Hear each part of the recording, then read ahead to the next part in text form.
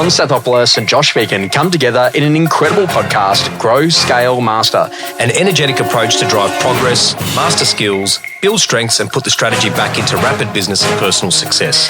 Backed by real-world experience in rapid scaling to playing the long-term game of business, it's the story of all the lessons learned on the journey to mastery. Be inspired, renew your energy, and chase the future with Grow, Scale, Master. Con, the conversation today is all about bootstrapping. Is that how you tie your boots up? Well, boots don't have laces, mate. Yes. But the interesting thing, bootstrapping is that like literally you got nothing, you got to start it.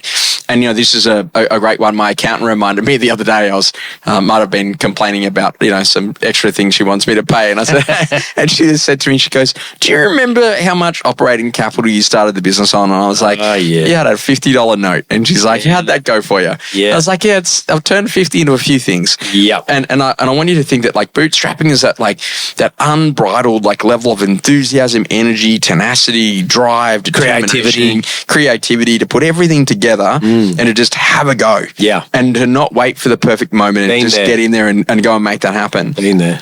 You're never going to know how far you can go until you go there. Yeah. It's so cool.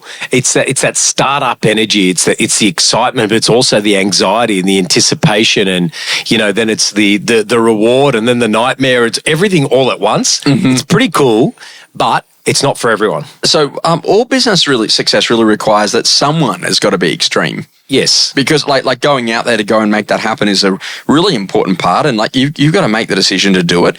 And like that extremity is like a kind of an interesting one. And I put this up on the socials the other week, but this was a quote by Shane Parrish. He said, success is built in rooms no one would photograph. Mm-hmm. The people who change things aren't at the parties. They're home on Friday night, obsessed with problems everyone else finds tedious.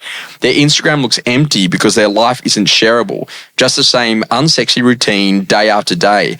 They aren't doing anything glamorous. They're just constantly making steady incremental progress over a long period of time. Success makes noise. Building doesn't. That's the paradox. Exceptional looks boring until it suddenly isn't. That's cool. And so it's got a great weekly newsletter as well. Yeah, FM Farnham. Yeah. And I start looking at that about the bootstrapping approach. And I said this inadvertently, like as an offhanded comment, and now I really believe it. But there's more systems and standards at 200 transactions a year than at 20. Yes, of course. So, maybe not. So at 20 deals, I'm unsure of my process. Maybe if I'm starting out, I don't really necessarily know what I'm doing. I'll take on off market because I think it's a sale method. I'll take on out of area. I might not do vendor paid. I might be in a position like, oh no, they just, I don't want to read aligned pricing. And the interesting thing is that, when you watch like some of the phenomenal operators in this industry, and Nayak's a great example, Monique Lalune, another great example. What you see that they're very, very clear at is that there's a point in their careers where all of a sudden they get really clear about the standards in their business. Yes. We are vendor paid, yes. We are open for inspection, yes. auction I don't on take average. properties like this or a fee or whatever. Yeah, I totally agree. And they set some real standards for that. Yeah. And I'm just thinking that like literally that's interesting when you're thinking about the bootstrap, because at 20, the scarcity. At 200, there's abundance. But literally what the abundance forces you to do is to say, there is abundance because of what I have said no to. Yes. That allows me to say yes to being really good for these customers in this way. It's interesting. I've got that saying internally into our business, particularly with our sales managers, be very mindful of what we say yes to. We're inadvertently saying no to something else. Sure. So it might be a recruiter, it might be a strategy or something. And it's more about getting people to think about yes, you can go and do that. That's an easy thing for us to say yes to. Yeah, we can pay for the marketing. Sure. That's really easy. But what are you saying actually no to? Yeah. Okay, and that could be, a vendor that's overpriced, or that could be you're missing out on a learning moment with an agent to be able to, say you don't need that in your arsenal. So we've definitely gone through the bootstrapping stage. And in some parts of our business, even though it's significantly bigger than what it was 5 years ago, we still behave the same way. Mm-hmm. And that's not because we want to nickel and dime. And our business, we're very, very generous with all of our people. But it's also about we have a responsibility to our shareholders, our partners. But also, more importantly, we want to build a business that has longevity and that can survive different market conditions and different life events and stages of people. So you have to be very mindful that if you don't have that bootstrapping mentality, and you don't have that ability to be able to, change tact or strategy when you need to, and you don't keep reimagining that vision, then you're going to get potentially caught out long term. So this is I just had this foundational belief that I wanted that if anyone ever spent money with us, that it was money really well spent. Yeah. Like they think that they got significant value. And, we had it when the COVID thing had happened, and then instantly no one knew what was going to go on. And we had one customer who came to us straight away, we need a refund immediately because you're not going to be able to do that event. And if everyone wanted a refund immediately, we probably would have gone broke quite quickly because no one knew what was going on at that stage. And it was interesting. I just said to the team, refund it. And they're like, what? And it was interesting because I was just provide great service. And, we had an incident today in our business, which was, and it was funny, but it's not. And it was interesting that a client had come through and they'd sent through a message about how their car had been broken into. And when their car was broken into, their bag was taken, and inside of the bag was their blueprint manual. Yeah. And they were wondering... That's why the car was broken in. No, but get this. And so they were wondering if they could get a replacement blueprint manual. Yes. And so I had relayed that to a team member in my team. I said, hey, this is what's going on. And my team member had only heard a part of that story and came back and goes, they broke into the car for the blueprint manual? Of course they did. I was like, mate, this thing is so valuable. I'm telling you. Yeah. I was like, the robber really wanted the scripts. They're particularly keen on those open home callbacks. Definitely. But it's an interesting thing because what bootstrapping is that literally, if I don't have money, what would I do? And what are the attributes, or what are the an attitude? A good attitude costs no more. Yeah. A great service costs no more. Yeah. Being in the zone costs no more. Going for a walk every day costs no more. But I can't be fit because I can't afford the gym. That's a conversation inside of your head. And what you got to think is that the bootstrapping mentality, you got to go after it. And I think that plateaus and complacency breed laziness. Absolutely, they do. And so what you got to do is you got to be in a position that you got to be really clear to go after a goal. Yes. And if you had interviewed me at week one, or even at month one, or at year one, or even 2 years into running the business, mate, I had no other goal but to just work with lots of people. Yeah. And so I didn't have a number of coaching sessions or a number of tickets I wanted or revenue or profit. And I didn't even know what those things were. Or what I wanted to do is I just wanted to help a lot of people. And it led me to really developing a lead indicator. Now this is interesting because the lead indicator can be an obsessive goal that you become about. So I don't overly need to look at a lot of things, but I know whether or not the business is successful. And one of the earliest lead indicators I look at is there an available time in my calendar? And if there's an available time in my calendar, I haven't done my job. Yeah, you haven't sold that space. So I've got to sell that space. Yeah. And so and I don't have to often, but someone was asking me to fit something in the other day, and I was looking, I'm like, it's either that one or that one, and else it's 2027. And the thing about that is I've done my job. And so I think, for you and maybe when you work with your sales managers, do you do that? Do you say, is it number of auctions ahead? Absolutely, 100%. So for us, it's stock. Right. So how many listings currently on the website? Correct. How many listings? TWL. Yep. Total listings, TLO. Total listings on website. Correct. Yep. Yeah. So number of auctions live. ahead. Yeah. Auctions. What's listed, not launched. Opens this Saturday. Absolutely. All the vital statistics that you would expect. 100%. Agents coming to training. Yep. Yeah. Okay. Yeah, definitely. And so you got to. Sometimes you just choose one. So when I'm working with the emerging agents in your team, I'm like, get me to 5 opens on a Saturday. You've got a great business. That's exactly right. 5 opens every Saturday. Yeah, correct. So it's making sure that they're going after the one thing and making the one thing the main thing. And does that lead to greatness? I think so. I think if you have a look at all the greats, they are they're obsessed. Mm-hmm. They're obsessed at, whether they're athletes or business people, they're obsessed about solving problems. They're obsessed about winning championships. Mm-hmm. They're obsessed about, being the best version of themselves. So does that give you an indicator or the propensity for someone to be successful? Mm-hmm. Absolutely. Sometimes it takes me a little while to figure things out. Me too. I'm not sure if you've... That's why we're on a podcast.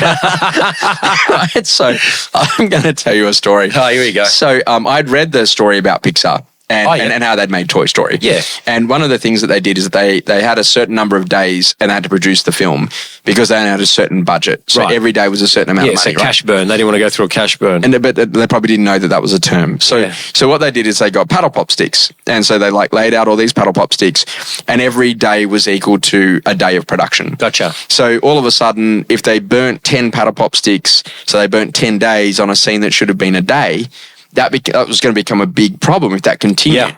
And so I thought this was great. I love this concept. So there I am. I'm in the car and I roll down to Spotlight, and I get to Spotlight and I buy like a bag of paddle pop sticks. Yeah, because you can buy them. Yeah, yeah. It's like a craft. It's a craft store if you haven't been. I've been. So I get there and I bring them back. And I had this goal, and at the time it was like, I need to have 10 coaching clients a week. Got ya. So what I did is I put 10 paddle pop sticks on the right side of the table. And then what I did is that every single time I would speak to someone, have a conversation with someone that I thought was going to be a prospect, I would write their name on the paddle pop stick. Okay. And this must have looked mad. My dad walked into my home office, aka my bedroom at the time, and he's like, what are you doing? I'm like, I'm trying to move the paddle pop sticks from the right side of the table to the left side of the table. Yep. And he's like, and how do you do that? I make a sale. And then Dad got it. Yeah, he got it. But with the first part of that, he was like, I think he's lost it. But like, it was unbelievable because the bootstrapping idea is that literally I have nothing else to do but to do this. So this is my big thing. I reckon focus is a superpower today. Just the ability, like you look at Jamie Benjamin, one of our good mates. Unbelievable guy. So 8:30 to 11:30, you can't get a meeting with him.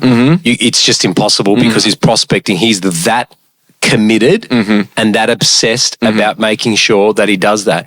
I reckon this is where people do become complacent or hit plateaus, is they lose the focus over what's really important. And sometimes, what got us to a level of certain success, we forget all those steps about what it took to get to that stage. We take it for granted. And the thing about it is that, like, people look at it, oh yeah, that's just cool on Instagram. No. Like pioneers are forced to push through. Absolutely. And like I'm going to say, mate, I wasn't going to coach's school, but I had to learn how to do it. Yeah, correct. And don't they say that, every overnight success story is 10 years in the making anyway? Yeah, but like also too, when you're establishing a business model that hasn't been established before. You're correct. Like, that's a new thing. You're right. I completely agree with that. Experiences that rapidly shaped you. So, Con, we had an evolve or die moment in our business. You did? Yeah. Oh, right. And so that was like how do we go from CDs?